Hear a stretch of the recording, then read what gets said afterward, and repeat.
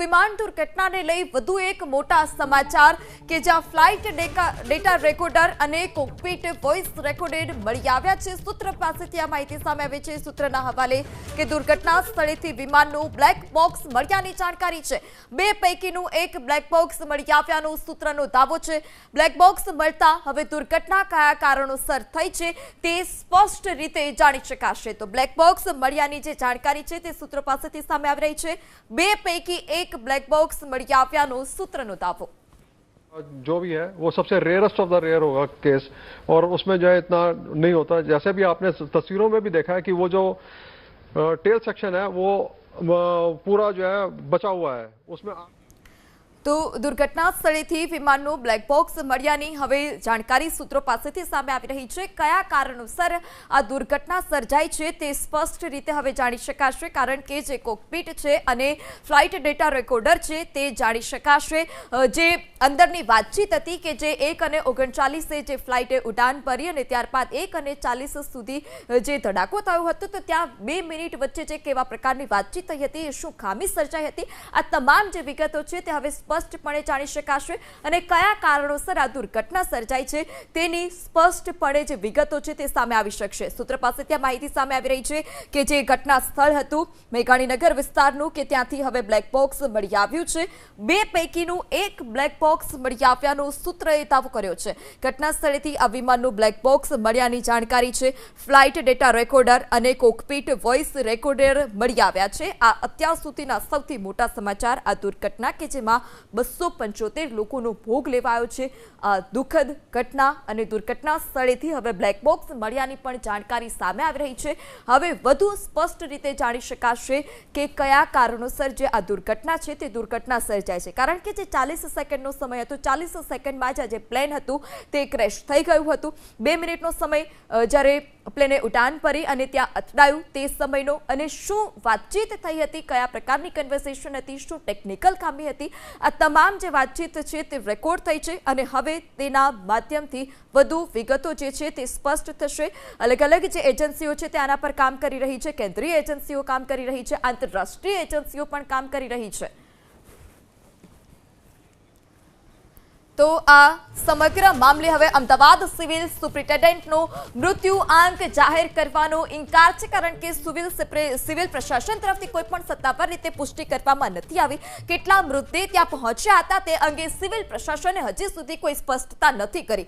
હોસ્ટેલના મેસમાં કેટલા તબીબી વિદ્યાર્થીના મોત નિપજ્યા છે તે અંગે પણ કોઈ સ્પષ્ટતા કરવામાં નથી આવી। મૃતદેહો કેટલા પોસ્ટમોર્ટમ થયા છે તે અંગે પણ સિવિલ પ્રશાસને કોઈ જ સ્પષ્ટતા નથી કરી। ત્યારે સિવિલ પ્રશાસનનું ડીએનએ સેમ્પલ કેટલા લેવામાં આવ્યા છે તે અંગે પણ અકળ મૌન છે।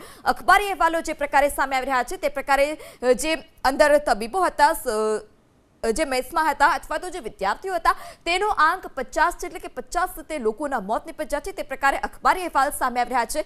પરંતુ સિવિલ પ્રશાસન તરફથી આ સમગ્ર મામલે કોઈ જ સ્પષ્ટતા હજુ સુધી નથી કરવામાં આવી। હોસ્ટેલના મેસમાં કેટલા વિદ્યાર્થી તબીબો હતા તે અંગે પણ સિવિલ પ્રશાસનનું અકળ મૌન છે। કેટલા લોકોના ડીએનએ સેમ્પલ લેવામાં આવ્યા છે તે અંગે પણ સિવિલ પ્રશાસન તરફથી કોઈ પણ માહિતી આપવામાં નથી આવી। તો દુર્ઘટના સ્થળેથી હજુ પણ જે અવશેષો છે તે અવશેષો મળી આવ્યા છે। મૃતદેહોના અવશેષો હજુ પણ મળવાની જે પ્રક્રિયા છે તે ચાલુ છે। કેટલાક મૃતદેહના અવશેષો પોસ્ટમોર્ટમ રૂમ ખાતે લઈ જવામાં આવ્યા છે। ઘટના સ્થળેથી હજુ પણ જે મૃતદેહો છે તેના અવશેષો મળી આવ્યા છે। એનડીઆરએફ સતત ત્યાં ગઈકાલે સૌપ્રથમ સ્થળ પર પહોંચ્યું હતું। જે મૃતદેહો હતા પીએમ રૂમ ખાતે ખસેડવામાં આવી રહ્યા હતા, ઈજાગ્રસ્તોને હોસ્પિટલ ખાતે ખસેડવામાં આવી રહ્યા છે।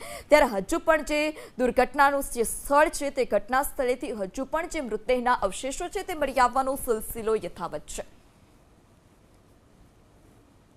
પ્લેન ક્રેશની દુર્ઘટના બાદ પોલીસ છે તે સતત ખડે પગે છે। ત્યારે અત્યારે આપણી સાથે ચિરાગ ગોસાઈ સાહેબ છે કે જે અહીંયા આગળ ઉપસ્થિત છે। પોસ્ટમોર્ટમ રૂમમાં કઈ રીતની કાર્યવાહી છે પોલીસ દ્વારા કરવામાં આવી રહી છે, આપણી સાથે ગોસાઈ સર છે, તેમની સાથે વાત કરીશું। સર, અત્યાર સુધી મૃત્યુ આંક કેટલો પહોંચ્યો છે, કારણ કે કોઈ એ સ્પષ્ટતા કરી નથી રહ્યું કે કેટલા લોકોનું મૃત્યુ થયું છે? ના, મૃત્યુ આંક છે હજુ સિવિલ હોસ્પિટલ દ્વારા આધિકારિક બાઇટ આપવામાં આવશે, એટલે એ અમને ખબર નથી।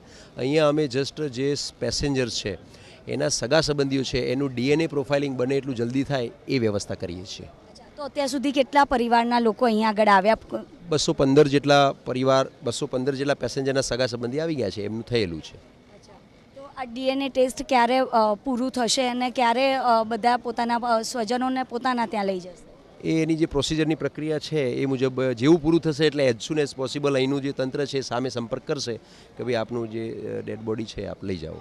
ગુજરાત સિવાય લોકો બીજા રાજ્યોમાંથી પણ લોકો અહીંયા આગળ આવેલા છે. પરિવારજનોનું શું કહેવું છે? દુઃખદ ઘડીમાં પરિવારજનો તો સ્વાભાવિક છે દુઃખી હોય, અને આપણે પ્રશાસન તરીકે અમે કોશિશ કરીએ છીએ કે બને એટલી ડેડ બોડી અમને જલ્દી આપી શકાય. દિવસ રાત અત્યારે પોલીસ ખડે પગે છે, કઈ રીતની કામગીરી કરી રહી છે? અલગ અલગ જગ્યાએ પોલીસને ડિપ્લોય કરવામાં આવેલા છે.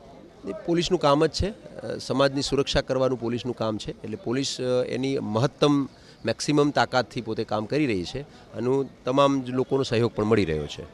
તો જેટલા લોકોએ પોતાના સ્વજનોને ગુમાવ્યા છે તેની જે પૂછપરછ છે તે અહીંયા આગળ કરવામાં આવતી હોય છે. તમામ લોકોના નંબર અહીંયા આગળ લખવામાં આવી રહ્યા છે. કોઈ પણ પરિવારજનને કોઈ તકલીફ ના પડે તેની પણ અહીંયા આગળ ખાસ કરીને તકેદારી છે તે રાખવામાં આવી રહી છે. કેમેરામેન જયરામ રબારી સાથે રાજલ બારોટ, ABP અસ્મિતા, અમદાવાદ.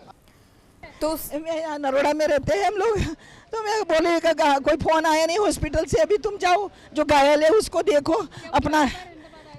हाँ पे लंदन से पहली बार आया था, वो गया था लंदन उसकी बीबी के साथ, बीबी वहीं है उसकी. और उनके परिवार में कौन कौन है? मम्मी है, दादी और बहन है, 3 लोग हैं.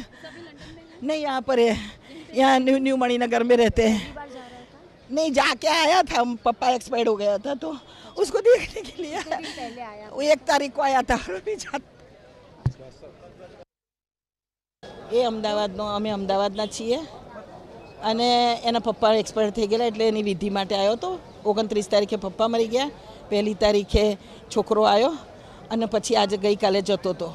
એટલે બધું એમનું બધું જે વિધિ હોય એ બધી પતાવી, પ્રાર્થના ને એ બધું પતાવીને પછી જતો હતો ગઈકાલે. એના મમ્મીને એની મા અને એના દાદી એ મૂકવા આવ્યા હતા. દાદી મમ્મી અને બેન, બસ કોઈ નહીં, કશું કોઈ કામ નહીં કરતો. એ લગભગ 2-1 વર્ષથી હતો, ભણતો હતો. અરે અમારે તો કોઈ ખાતું નહીં ઘરની અંદર. અમે તો અમને તો એમ જ છે કે ઘાયલની અંદર કદાચ મળી જાય તો અમે બધા જોતા અમે તપાસ કરીએ કે હજુ અમે આશા નહીં છોડતા. બરાબર થઈ ગયું, આપી દીધા છે. પકડને ફોન કરીશું. એ ફોન નહીં આવ્યો ને એટલે અત્યારે હું આવી. પહાડ નહીં, કશું કહી શકાય જ નહીં એવું.